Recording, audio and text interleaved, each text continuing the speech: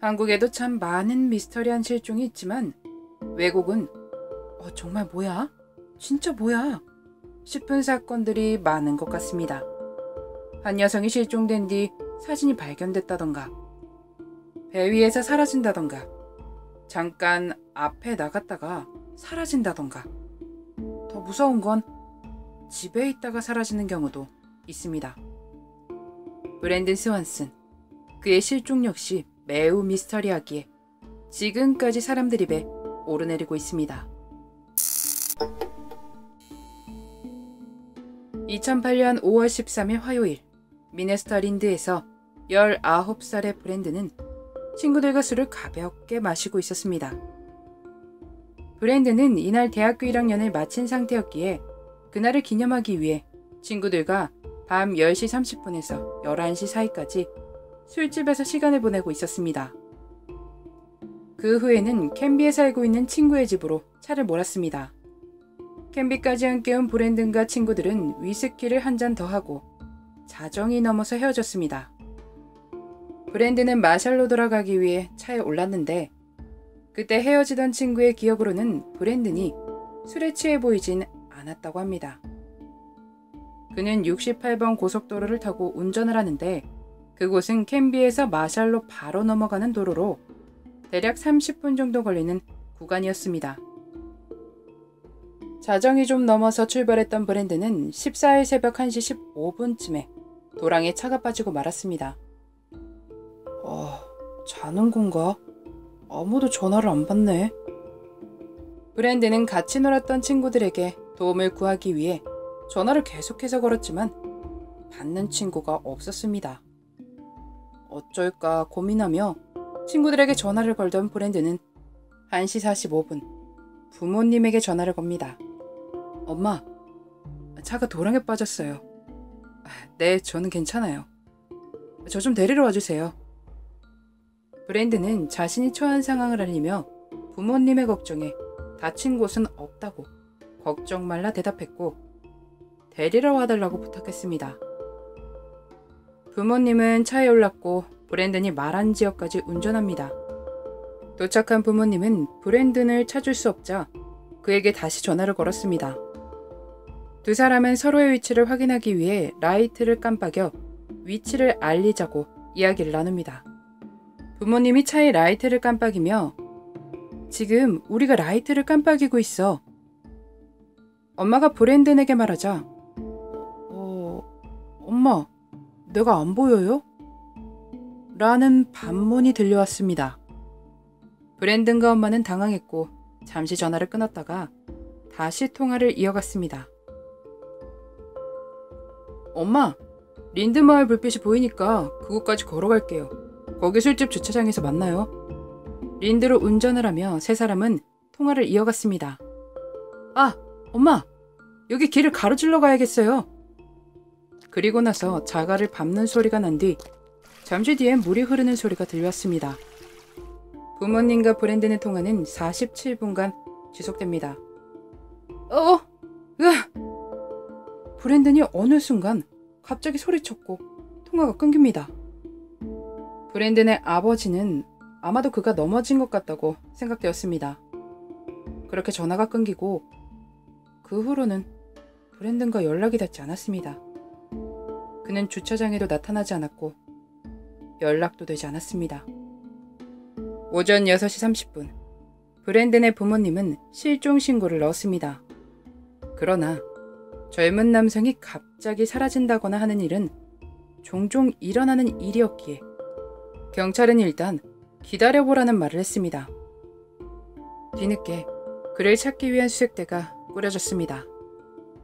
브랜든의 휴대폰 기록에 따르면 브랜든은 미네소타 린드의 지역이 아니라 포터 주변에 있었습니다. 이게 어떻게 된 일일까요? 지도를 보면 아시겠지만 포터와 린드는 상당히 거리가 있습니다. 술에 취해서 거리감을 잃은 것일까요? 수색이 시작되고 12시 30분쯤 브랜든의 차인 쉐보레 차량이 톤턴에서 북쪽에 있는 옐로우 메디신과 리온 카운티 사이에서 발견됩니다. 주변의 경사가 가파르긴 했지만 차는 크게 파손은 없었습니다. 그의 차량을 발견하고 수색은 조금 더 활기를 띱니다. 보트와 말, 자원봉사자 등이 그 지역 강을 포함해 수색했습니다. 경찰은 브랜든이 강에 빠져 사망했을 것이라고 추측했는데 수색견들이 냄새를 따라 강 가장자리까지 갔다가 다시 돌아오는 반복적인 행동을 보인 것입니다. 또 한 가지 가정으로는 브랜든이 강에 빠졌다가 겨우 벗어나 계속해서 걷다가 저체온증에 빠져 사망한 것은 아닌지도 의심을 했습니다. 그렇게 수색을 벌였지만 어느 곳에서도 눈에 띌 만한 증거는 발견되지 않았고 수색견들도 몇 번 무언가를 찾은 듯한 낌새였지만 확인한 결과 아무것도 없었습니다. 참 안타깝게도 시간이 지나며 수색은 중단됩니다. 그의 부모님은 브랜든이 언제든 다시 돌아오길 바라며 현관 앞에 조명을 밝혀두고 있습니다. 그의 사건이 있고 브랜든의 법칙이 2009년 5월 7일 통과되고 7월부터 시행이 되었습니다. 브랜든 법칙은 실종자의 연령에 상관없이 위험한 상황에 놓인 실종자의 제보를 받는다면 예비조사를 벌여 실종자가 어떤 상황인지 파악하여 모든 경찰에 통보해야 하며 조사를 벌인 기관이 주도기관임을 명확히 한다 라는 법칙입니다. 경찰이 부모님의 전화를 받은 바로 그 순간 움직였더라면 어쩌면 증거가 나오지 않았을까 하는 생각도 듭니다. 다시 한번 짚어보자면 브랜든은 자정이 넘은 시간 친구들과 헤어져 캔비에서 마샬까지 운전을 합니다. 그러다 새벽 1시 15분쯤 도랑에 빠지는 사고가 나 친구들에게 도움을 구하기 위해 전화를 걸었지만 아무도 받지 않았습니다. 고민을 하며 전화를 하던 브랜든은 1시 45분 부모님에게 전화를 걸어 자초지종을 설명하고 자신을 데리러 와달라고 부탁했습니다. 그는 자신이 있는 위치를 부모님께 알리지만 도착한 부모님은 아들을 찾을 수 없었습니다. 그들은 통화를 하며 서로의 위치를 알리기 위해 라이트를 깜빡이기로 합니다. 엄마는 전화 속에서 브랜든이 라이트를 깜빡이는 소리를 들었지만 그녀의 눈에 깜빡이는 라이트는 보이지 않았습니다. 그것은 브랜든도 마찬가지였습니다. 브랜든은 불빛들을 보고 그것이 린드 마을일 것이라고 생각했고 부모님에게 린드에 있는 술집 주차장에서 만나자고 약속을 합니다. 경찰은 이 불빛에 대해 곡식 창고의 붉은 조명을 보고 브랜든이 오해했을 것이라고 판단했습니다. 그가 걷는 동안 통화는 쭉 이어졌습니다.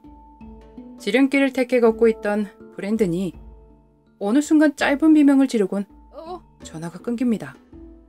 그리고 다시는 연락이 되지 않았습니다. 실종 신고는 새벽 6시 30분이었지만 수색은 한참 뒤에 이루어졌습니다. 빠르게 그의 차를 찾았지만 이상하게도 차는 톤톤해 있었습니다. 거리상 린드 마을의 불빛이 보일 수 없었죠. 그 일대를 수색하는 수색견들이 강물 주변을 돌자 경찰은 브랜든이 강에서 사망했을 것이라고 추측했습니다. 하지만 부모님은 그 추측에 동의하지 않았습니다. 아무런 증거도 없으니까요. 많은 사람들이 그가 부모님에게 잘못된 위치 설명을 한 것을 보고 아마도 사고를 당해 뇌에 문제가 있었던 게 아닐까 의심했습니다. 그래서 본인이 린드로 가고 있다고 믿었기에 부모님이 그의 설명을 듣고도 어떠한 이상한 낌새도 느끼지 못했던 것이라고 합니다. 또 어떤 이들은 지금은 사용되지 않는 광산 같은 곳에서 헤매이다가 그가 미끄러지며 전화가 끊겨버렸고 그렇게 찾을 수 없는 상황이 벌어진 것이라고도 했습니다. 이런 의심들과 브랜든의 사건에 여전히 사람들의 관심이 사그라들지 않고 있지만 그에 관한 소식은 들려오지 않고 있습니다. 혹시 그는 사고로 기억상실증에 걸려 전혀 다른 곳에서 살아가고 있는 것은 아닐까요? 실제로 그런 사례가 있었거든요. A씨는 실종되어 나중에 사망 선고까지 내려졌는데 그로부터 몇 년 후에 사망했다는 A씨를 찾게 됩니다.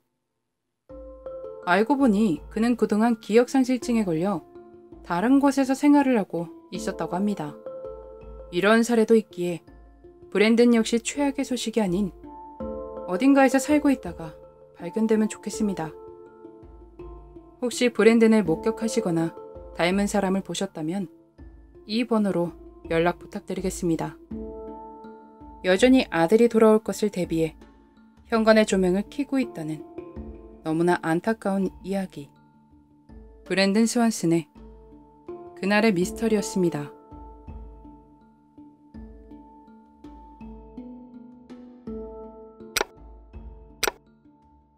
마지막까지 시청해주셔서 감사합니다. 좋아요와 구독은 저에게 큰 힘을 줍니다. 오늘 하루도 수고하셨습니다. 좋은 밤 보내세요.